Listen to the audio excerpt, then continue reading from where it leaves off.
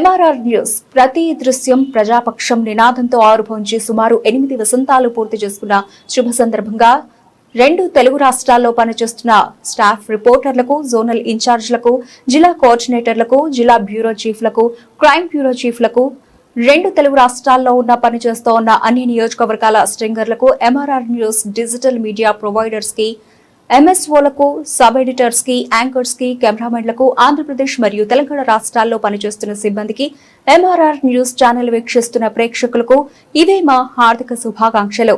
మా ఛానల్ ని వీక్షించండి, లైక్ చేయండి, షేర్ చేయండి, సబ్స్క్రైబ్ చేయండి.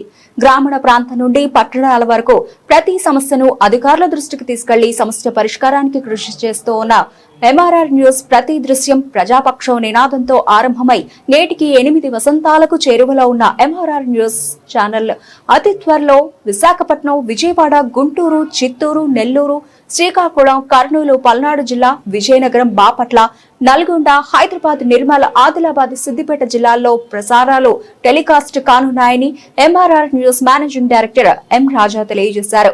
బులెటిన్ ముగించే ముందు ఎవడు లెక్క వాడికి సరిచేసే కార్యక్రమం ఖచ్చితంగా చేస్తాం. ఈ ప్రైవేట్ అయిన సంగతి కూడా తేలుస్తాం. ఎందుకంటే ఇక్కడ కూడా పోలీసులు చూసి ఉన్నట్టుగా ఉన్నారు. ఎందుకంటే వాళ్ళకి తెలుసు నువ్వు ఏర్పాటు చేసిన ప్రైవేట్ సైన్యం అని తెలుసు. నువ్వు పైకి ఎన్ని శుద్ధపోస మాటలు మాట్లాడినా ప్రజలు గమనిస్తూ ఉన్నారు. వాడు తాగి ఏదో మాట్లాడాడు, వాడిది ఏం లేదు లేని నువ్వు పోలీసులు చెప్పి వాళ్ళని తప్పించే కార్యక్రమం అంతా గమనిస్తూనే ఉన్నారు. వాళ్ళ సంగతి కూడా తెలుస్తుంది. టైం వస్తుంది, ఇంకా 2 years టైం వచ్చినప్పుడు మొదలు పెడతాం. ఆట మొదలుపెట్టి ఎవరి సంగతి ఏదో తెలుసుకుంటాం. మేమేదో చేసాం. మేము 20 సంవత్సరాలు ఉన్న ఎమ్మెల్యేగా నీలాగా అక్రమాలు, అన్యాయాలు చేస్తే మేము వరుసగా కూడా మేము 5 సార్లు గెలిచాం 2004 నుంచి ఇప్పుడు దాకా.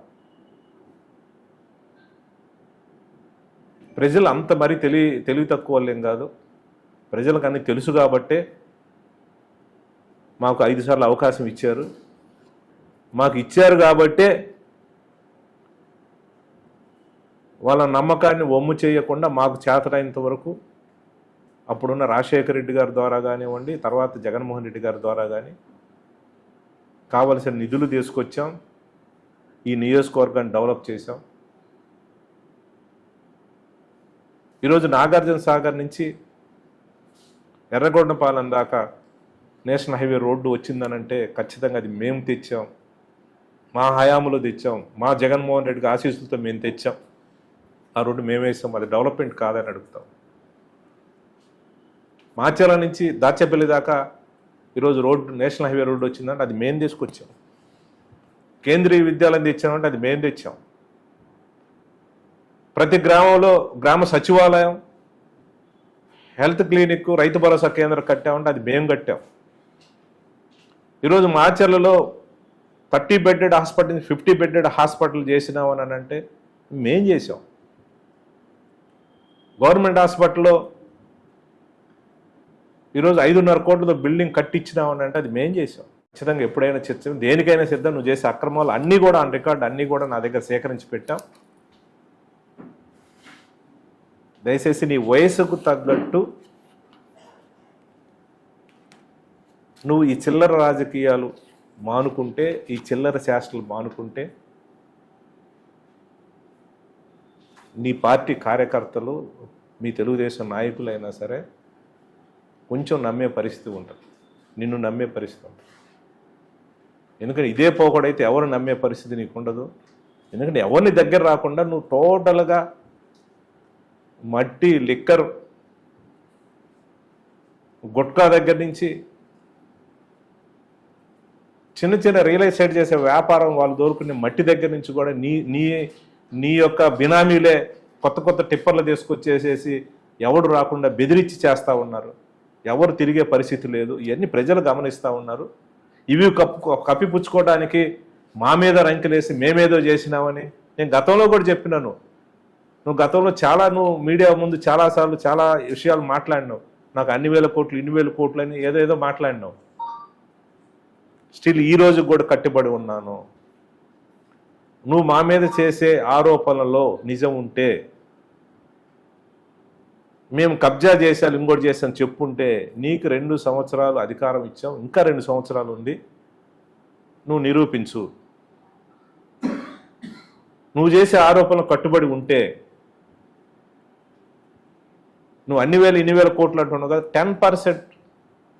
10% నాకు మిగతాది నీకు ఎక్కడ కావాలో ఆడ సంతకాలు పెడతాం, మొత్తం నువ్వే తీసేసుకో. ఊరకనే గుడ్డగాల్సి మీదేసి నీ దందాలకి ఎవరు మాట్లాడకూడదు. అప్పుడప్పుడు నువ్వే ఒక వ్యూహం రచిస్తావు, ఒక గొడవ జరగటాన్ని నువ్వే స్క్రీన్ ప్లే అంతా నువ్వే రచిస్తావు, ఒక క్రియేట్ చేస్తావు, అదేదో చేసేసి ఒక హీట్ క్రియేట్ చేసేసి ఎక్కడ లేని విధంగా మన రాష్ట్రంలోనే గత 4 రోజుల నుంచి కూడా చూస్తూ ఉంటే పెట్రోల్ డీజిల్ కృత్రిమ సంక్షోభం సృష్టించి ఈ కూటమి నాయకులు దోపిడీ చేసే కార్యక్రమం చేస్తూ ఉన్నారు. మన ఆంధ్ర రాష్ట్రంలో చూస్తే 4510 డీజిల్ పెట్రోల్ బంకులు ఉంటే దాంట్లో కనీసం 70% నో స్టాక్ బోర్డు పెట్టేసేసి అవన్నీ కూడా బ్లాక్ మార్కెట్లో తరలించే కార్యక్రమం ఈ కూటమి నాయకులు చేస్తూ ఉన్నారు. ఎందుకంటే ఎక్కడా కూడా పొరుగునే ఉండే తెలంగాణ కానీ లేకపోతే కర్ణాటక కానీ తమిళనాడు కానీ ఎక్కడా కూడా డీజిల్ కొరత లేని పరిస్థితి. ఈ కూటమి నాయకులు వాళ్ళ ధనదాహానికి రాష్ట్రంలో ఉండే పేద వర్గాలు అల్లాడిపోతూ ఉన్నాయి. ఎందుకంటే ఈ డీజిల్ పెట్రోల్ కృత్రిమ కొరత సృష్టించడం వల్ల